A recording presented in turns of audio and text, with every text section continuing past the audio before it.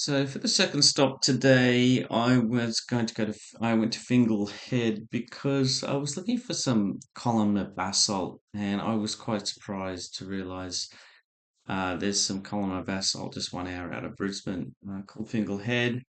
And as always, trying to find as much research as I could, came across this article, which is the biblical view of it, and they're saying that this formed underwater.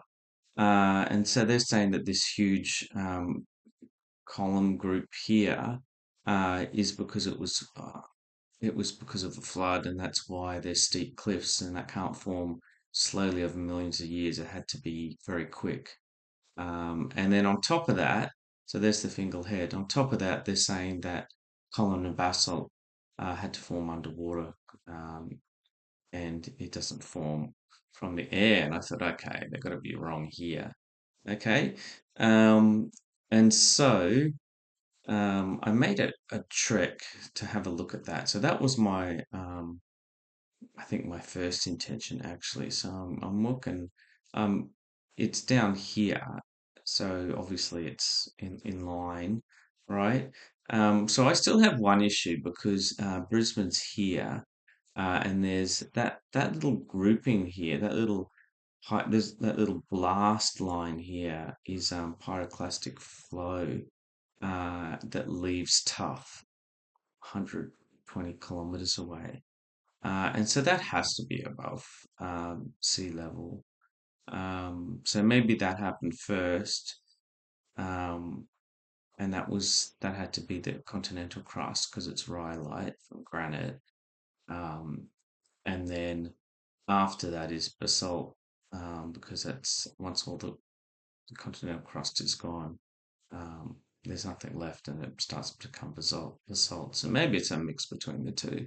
All right. Because for me, that has to be on land.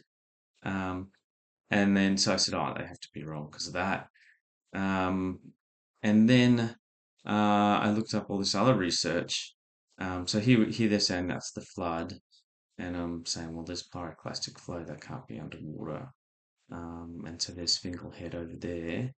All right, you'll see all pictures of all this very soon.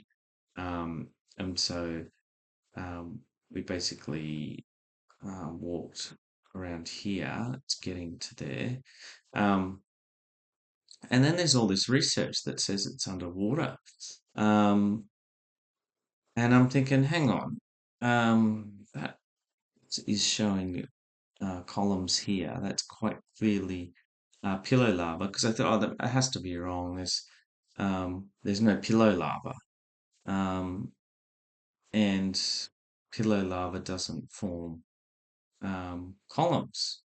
But here it is, pillow lava is forming columns. And there you can see columns right here. And this is going to look very similar to Fingal Head actually. And that there, and then that sort of breaks away, and then the columns are left behind because they're less, they're more resistant to erosion. And there it is in a huge pillow lava thing here in radial. So it comes at different angles, which you'll see as well. Um, and so I'm thinking, oh, okay, maybe it does. And I'm thinking, well, it doesn't make any sense that the mainstream geologists like the laccoliths, like the Mount Coolum, it can't be intrusive rock because by definition it's salt, it's extrusive and it cooks quickly. So they can't be. Surely underwater actually does make sense because it's quick cooling. Um, and then when I actually look at it, so I actually walk all the way there, get to the lighthouse, um, have a look around, and once you're on the ground, you can actually see the rock. You're thinking, "Oh my goodness, yeah, this is definitely quick." Um, First of all, there's all signs there's heaps of signs that it was a pillow basalt. First of all, um, and then so it probably was underwater. Because there's no gabbros. It's not a slow. Um, as you could see from the previous video, the gabbros show large crystals, and these are all superfine crystals, and there's nothing special about it. It's just plain basalt. There's a bit of iron there, so there's a lot of erosion, weathering from the iron.